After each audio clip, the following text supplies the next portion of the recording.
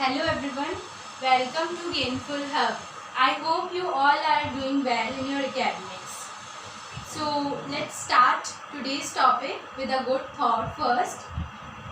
जब तक आप दौड़ने का साहस नहीं रखेंगे तब तक आपके लिए जीतना असंभव सा लगेगा, इसलिए दौड़िए और मेहनत कीजिए जिससे आपकी सफलता निश्चित तय हो जाए। इसी के साथ आज के हमारे लेक्चर में हम देखेंगे साइमल्टेनियस लीनियर इक्वेशंस। तो जो हमारी मैट्रिसेस की सीरीज़ चल रही है, मैट्रिसेस की सीरीज़ में इससे पहले हमने देखा था प्रीवियस लेक्चर में इन्वर्स ऑफ मैट्रिक्स, और आज हम डिस्कस करेंगे simultaneous linear system of equations, system of linear simultaneous equation एक ही बात है।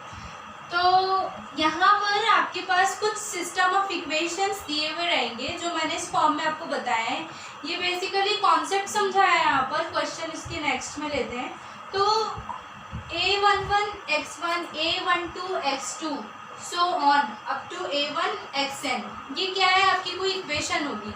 अब ये a क्या बोल रहा है, तो ये कोफिशिएंट्स हैं। मान लो यहाँ 2x + 3x, इस तरीके से कुछ भी हो सकता है। ये n तक जाएगा, n नंबर कितना भी नंबर हो सकता है। ये है जो आउटपुट मिलेगा इस इक्वेशन से, जो RHS है इसका, वो b1। ऐसी और इक्वेशंस मैंने लिखी हैं, b2 तक गया, ये bm तक गया। तो बेसिकली अगर इसको आप देखोगे तो ये क्या है, ax = b, इस फॉर्म में है ये मैट्रिक्स।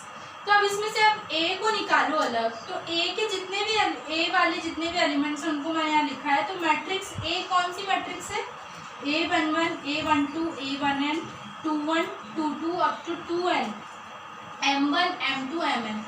ये कॉन्सेप्ट क्लियर रखिए कि यहाँ पर जब फर्स्ट वन जो आ रहा है वो क्या डिनोट कर रहा है कि ये फर्स्ट रो के एलिमेंट्स हैं, ठीक है। वैसे ही सेकंड वाला जो नंबर 2 आ रहा है वो सेकंड रो के एलिमेंट्स हैं। ऐसे ये m रो के एलिमेंट्स हैं, और इसमें कॉलम कितने हैं? n कॉलम है, n कॉलम तक ये मैट्रिक्स जा रही है। इसलिए देखो मैंने इसका ऑर्डर लिखा है m क्रॉस n। अब ये m क्रॉस n आपके क्वेश्चन में कुछ भी हो सकता है, ये जनरल कॉन्सेप्ट है। अब इसमें से x मैट्रिक्स निकाली, तो x क्या है, कहाँ तक जा रहा है? x n तक, 1 से n तक, तो ये मैंने x लिखा, और b जा रहा है 1 से n तक। तो ये ध्यान रखना कि x और b का जो नंबर होता है कि किस नंबर तक ये जाएंगे वो सेम होता है, n n, ये सेम ऑर्डर में। तो ये तो बात हुई कि system of linear simultaneous equations होता क्या है, किस फॉर्म में होता है। तो ये क्वेश्चंस ऐसे नहीं आएंगे, इसमें कुछ नहीं करना है, ये तो आपको पहचानने का तरीका है कि आप कैसे उसमें से a, x और b को निकालेंगे। अब बात यहाँ से शुरू होती है ऑगमेंटेड मैट्रिक्स। तो आपसे पूछ लिया जाता है कि इसके ऑगमेंटेड मैट्रिक्स फाइंड कीजिए, या ऑगमेंटेड मैट्रिक्स निकालने के बाद इसकी रैंक बताइए। क्वेश्चन इस तरीके से आ जाते हैं।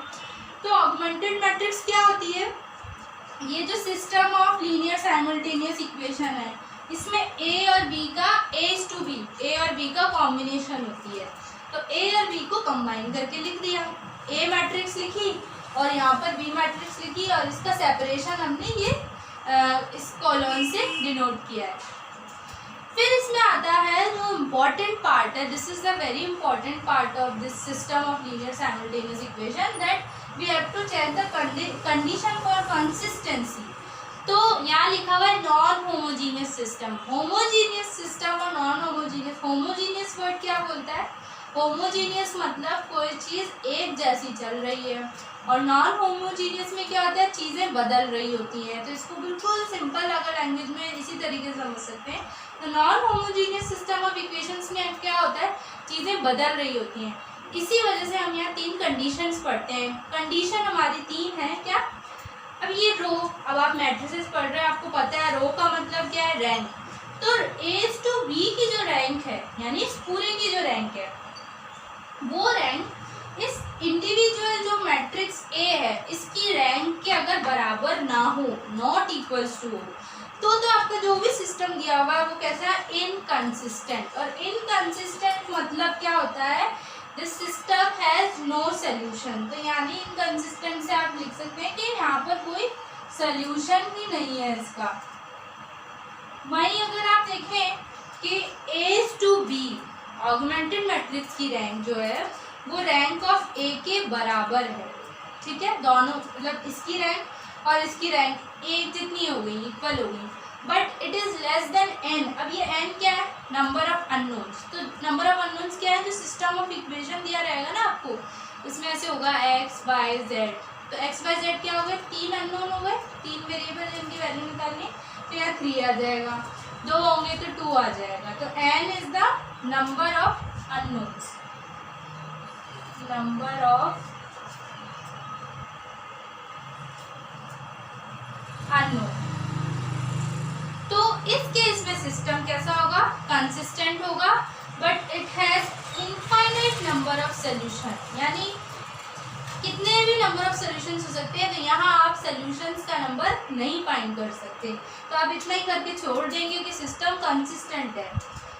Last, a to B a के बराबर भी है और n के भी बराबर है, नंबर ऑफ अननोन्स के भी बराबर है। उस केस में सिस्टम कंसिस्टेंट भी होगा और आपको उसके यूनिक सॉल्यूशंस मिलेंगे, यानी x y z की कुछ ना कुछ वैल्यूज मिलेंगी। तो क्वेश्चन ऐसे ही आता है कि इसका सॉल्यूशन भी फाइंड आउट कीजिए। अब इसका आगे क्वेश्चन देख लेते हैं।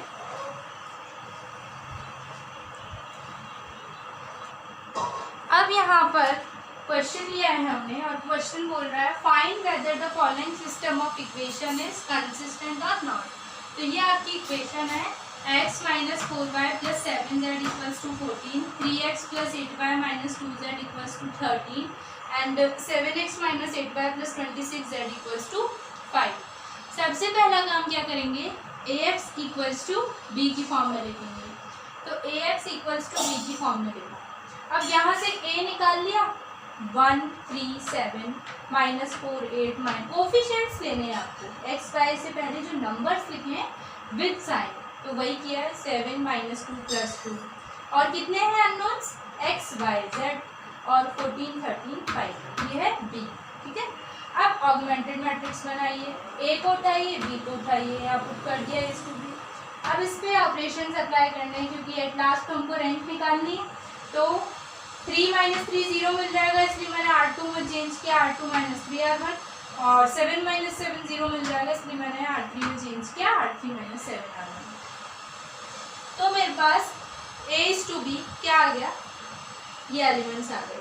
अब ये सेम एलिमेंट्स है तो इसको इसमें से माइनस किया एक किसी भी रो को, तो मैंने लास्ट रो को किया क्योंकि नीचे वाली रो को 0 करने की कोशिश पहले करी जाती है। तो मैंने इस रो को 0 कर दिया, हो गई ये 0। मैंने क्या कर दिया, मैंने ऑपरेशन अप्लाई किया एक्चुअली, और ये एलिमेंट रह गया। अब आपको रैंक निकालना आता है तो आपका पार्ट यहाँ स्टार्ट हो जाता है कि अब आप लोग को पता चलना स्टार्ट हो गया होगा तो होगा क्या। तो ये है ए मैट्रिक्स, इसकी रैंक कितनी है, तो मैट्रिक्स की रैंक कैसे पता करते हैं, नंबर ऑफ अननोन्स। तो इसमें कितने नंबर ऑफ अननोन्स हैं, sorry number of non zero रोज हैं। तो नॉन जीरो रोज है 2, तो इसकी रैंक कितनी हो गई, 2। और इस पूरे की बात अगर करें तो इसमें कितने नंबर ऑफ नॉन जीरो रोज हैं, जिसमें कोई मतलब सारे एलिमेंट्स में से कोई भी एक एलिमेंट है अगर सारे एलिमेंट 0 नहीं है। देखो यहाँ भी कुछ एलिमेंट्स हैं, यहाँ भी कुछ हैं, यहाँ भी कुछ है पूरे रो में। तो इसकी रैंक कितनी हो गई, 3। नंबर ऑफ नॉन जीरो रोज जो हो गई यहाँ 3 हो गई। तो दोनों क्या हो गई, अनइक्वल हो गई, ए टू बी और ए अनइक्वल हो गई, इसलिए सिस्टम कैसा हो गया, system is inconsistent having no solution. तो आज के लेक्चर में हम यहीं इसको कंप्लीट करते हैं और फर्दर हम इसके कुछ और क्वेश्चंस देखेंगे। Till then thank you so much for watching my video and please like share and subscribe my channel and don't forget to press the bell icon. Thank you so much.